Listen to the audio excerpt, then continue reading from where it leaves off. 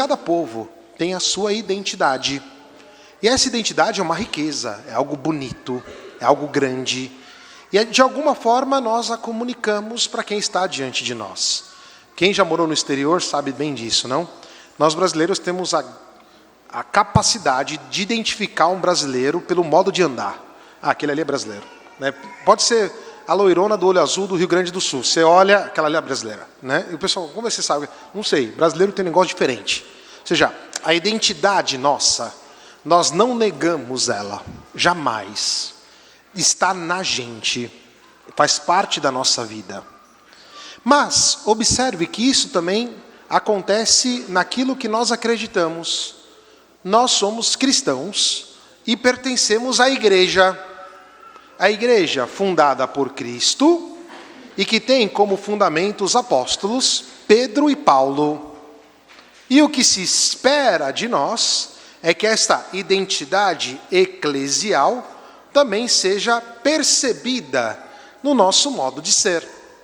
Do mesmo modo que o pessoal do Congo, da Noruega, do Brasil, do Japão expressam a própria identidade, existe nos cristãos uma identidade mais profunda, que é aquela de pertencerem a Cristo por causa do batismo e ao seu corpo, que é a igreja. E estar aqui na igreja todos os dias é tomar consciência de que nós fazemos parte desta grande família. Muito me tocou hoje o senhor Murilo e a senhora Tássia, quando chegaram aqui e deram de cara comigo logo no corredor, viemos conhecer a nossa casa, viemos conhecer a nossa igreja. Que bonito ouvir isso. Ou seja, a consciência de que onde eu for, a igreja está comigo. A igreja está do meu lado. Ali tem os cristãos, tem os meus irmãos, tem a minha comunidade. E essa identidade da nossa fé, ela se manifesta, antes de tudo, na unidade. Porque nós somos reunidos graças ao sangue do Cordeiro e ao Espírito Santo que nos une. Vai nos dizer São Paulo que aquilo que nos une é muito mais profundo que os laços biológicos, os laços de sangue. Aquilo que nos une é o Espírito Santo. Portanto, viver na unidade significa ter consciência de que eu pertenço a isto e por graça, pela graça de Cristo, os irmãos reunidos. E aqui, falando disto, é onde eu queria tocar um ponto que hoje é delicado. Nós estamos à beira de um cisma. Isso deveria doer no coração de cada irmão. Porque alguns irmãos nossos colocaram na cabeça, por algum motivo, que a igreja que nós vivemos hoje não é a verdadeira igreja. E aí eles estão querendo, por exemplo, ordenar bispos para esses dias aí. Se não é hoje, se não for hoje, é esses dias aí. Eles estão querendo ordenar bispos com o nome de dizer que a igreja está errada, que a igreja é isso, que a igreja é aquilo. Mas a verdadeira unidade, ela, primeiro, ela não é isenta de crítica. Eu posso criticar o bispo, eu posso criticar o papa, eu posso criticar também o meu pároco, sem nenhum problema. Só que nós criticamos, se criticamos para promover a unidade. Porque uma pessoa pode errar, o Dom José pode errar, eu já critiquei o Dom José, muito numa boa. O Papa pode errar, tinham coisas que uma vez um Papa falou, eu não fiquei muito de acordo não, sem nenhum problema. Só que isso não significa que eu vou romper a unidade. Se eu romper a unidade, eu vou ter um problema. Então nós não somos chamados ao rompimento da unidade, mas na correção, que faz parte da vida cristã, favorecer esta unidade. Me recordo da homilia de Raniero Cantalamessa, numa sexta-feira santa, em que ele meditou sobre as vestes de Cristo que os soldados não rasgaram. Ou seja, aquilo que é essencial, aquilo que é mais próximo de Cristo, sobre isso a gente não briga. Cristo fundou a igreja. E Cristo deu a Pedro, como ouvimos no Evangelho, as chaves. O poder de ligar e desligar as coisas na terra e no céu. Isso é um ato de fé. Para nós pode ser muito difícil. A igreja sofreu também algumas situações como essa. Quando o Papa Paulo VI, após o concílio, fez a reforma litúrgica, em que os padres já não celebravam mais de costa, mas agora de frente para as pessoas, para mostrar que o centro é a Eucaristia, muitos padres deixaram o sacerdócio. Foi um momento difícil da igreja. Só que o Papa tem as chaves. Ele liga e desliga, e está tudo certo. E esse ligar e desligar, nós acatamos com fé. Essa semana, o Douglas, a Kate, os irmãos que participam da obra, por exemplo, pediram para a gente celebrar São José Maria Escrivá. E na homilia eu falei exatamente isso. Aquilo que São José Maria Escrivá propôs naquele período foi um negócio muito revolucionário, não é isso? Foi perseguido, mas o Papa aprovou. O Papa disse, não, é isso aí. E está tudo certo. Então, se o Papa disse que aquilo é aquilo, usando o poder das chaves, com a intenção, eu na unidade acolho. Eu na unidade acolho. Como filho obediente. Vocês foram filhos, todo mundo sabe aqui, quem é criança sabe. Às vezes papai e mamãe pedem para a gente fazer uma coisa, a gente não entende muito bem, não é? Mas a gente obedece, não é? Sim, crianças? Aí, ó, gosto assim, as crianças obedecem, muito bem. Então, a gente obedece de alguma forma, mesmo sem entender. Por que minha mãe mandou arrumar a cama? Por que minha mãe mandou fazer isso, fazer aquilo? Eu não entendi, mas eu obedeço. Depois, no futuro, a gente vai perceber o quanto isso é bonito. Aí nós vamos agradecer o papai e mamãe por aquilo. Mas a mesma coisa com o Papa. E na primeira leitura vai dizer isso, não? Pedro estava ali na situação, perseguido, e a comunidade cristã rezava por ele. E aí a pergunta que faço são duas nesse primeiro ponto. A primeira questão é exatamente esta. Será que tenho consciência de que eu pertenço à igreja? Será que eu tenho consciência desta identidade? Assim como na Copa do Mundo eu vejo lá o brasileiro, o japonês, o norueguês, o congolês. Será que eu tenho também consciência que eu sou da igreja? Que eu tenho uma identidade profunda? Que eu pertenço a este povo? Se tenho esta consciência, tenho rezado pelo Papa?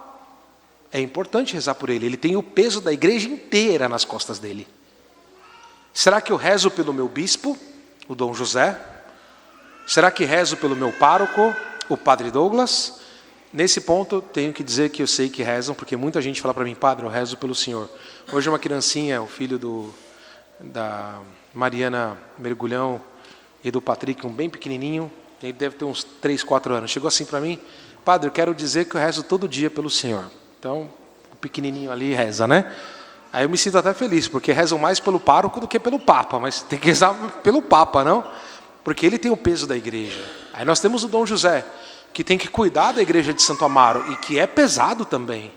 Tem o pároco, que tem que cuidar da paróquia do Verbo Divino, que é muito pesada. Imagina, enquanto igreja, e depois rezar pelos meus irmãos aqui.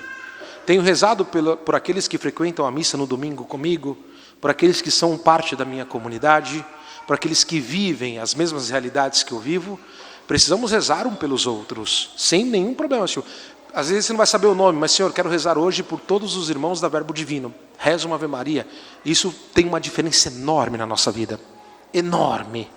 Portanto, a primeira coisa é ter consciência dessa identidade. Essa identidade que nos leva nesta unidade à oração. E aí nós vamos entender o que é a unidade da igreja. Ou seja, a característica de pertencermos à igreja fundada por Cristo e fundamentada nos apóstolos também passa pela unidade da fé. São Paulo vai dizer na segunda leitura, guardei a fé. E será que nós meditamos aquilo que nós acreditamos? Porque se alguém te parar na rua e disser assim, no que você acredita? A resposta é muito simples. É só você dizer, creio em Deus Pai Todo-Poderoso, Criador do céu e da terra, e em Jesus Cristo. O nosso credo, a nossa fé, está escrita ali. E isso deveria ser o objeto de meditação diária nossa. Quando eu vou nos cemitérios fazer os enterros, lá no cemitério, eu sempre falo, hoje é dia de professarmos a nossa fé. Creio na ressurreição da carne, na vida eterna. Ou seja, a gente crê nisto. Então, tudo aquilo que está nos artigos da fé, da profissão de fé, é o que nós acreditamos. E é isso também que nos faz reconhecer um e o outro. Nós acreditamos no mesmo Cristo. Somos parte da mesma igreja. Fazemos parte desta mesma comunidade. Com a nossa cultura local, ou seja, ser brasileiro, ser paulistas, ser de outro lugar, mas mais profundamente pertencemos a esta igreja de Cristo. E esta igreja que não acabará, porque a igreja continua na eternidade. Talvez o Brasil acabará um dia, talvez a Noruega desaparecerá, ok, mas nós continuaremos na igreja, nesta grande comunidade, em que se vive esta unidade, partindo da oração, partindo da Eucaristia, que se vive na unidade da relação entre os irmãos, de cada um que guarda a fé. Que guarda a fé. Nós cremos em Deus. E esta fé é uma herança que nos foi transmitida, nos foi dada. Ontem tivemos um grupo de jovens aqui, e a gente está caminhando aos pouquinhos com os adolescentes de 15 a 18 anos. E falamos exatamente um pouquinho sobre herança e começamos a meditar sobre isso.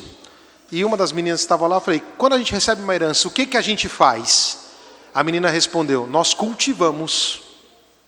A herança da nossa fé, ela também é chamada a ser cultivada. E por isso a igreja caminha nisto aqui, nesta unidade, neste cultivar a fé que recebemos. Mas, tem o último dado, proclamar também esta fé. Dizer para as pessoas aquilo que nós vivemos, a nossa identidade. Quem dera que com os nossos gestos, com o nosso modo de ser, as pessoas conseguissem compreender que nós pertencemos a esta igreja. Assim como nós percebemos quem é o brasileiro, como percebemos quem é o japonês, como percebemos quem é o norueguês, quem dera se no nosso modo de ser as pessoas percebessem, este homem aqui, esta mulher aqui é da igreja católica, é da igreja de Cristo, é da igreja de Jesus. É isso que se espera. Veja, nós não somos pessoas perdidas na sociedade, tá? Isso para nós é muito grande. Nós temos esta possibilidade, nós temos esta capacidade, nós temos um endereço, nós temos um rosto, nós temos uma comunidade. E a festa de hoje, a solenidade de hoje nos lembra exatamente isso. Portanto, meu irmão e minha irmã, o convite é este: viver na unidade de Cristo. Não dê ouvidos àqueles que resolveram criticar o Papa, aqueles que resolveram achar que a igreja é deles, aqueles que resolveram viver uma fé que é diferente da nossa. Esteja com o Papa, esteja na unidade da igreja, você faz parte deste corpo.